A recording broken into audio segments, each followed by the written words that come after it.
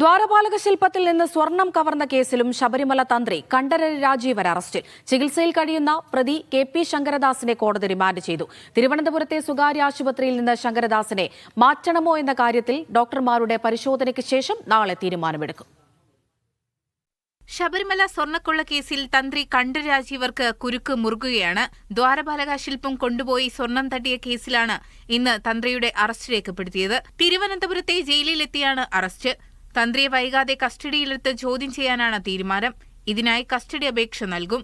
ചോദ്യം ചെയ്യലിലൂടെ സ്വർണ്ണക്കൊള്ളയിൽ കൂടുതൽ വിവരങ്ങൾ ലഭിക്കുമെന്നാണ് അന്വേഷണ സംഘത്തിന്റെ കണക്കുകൂട്ടൽ.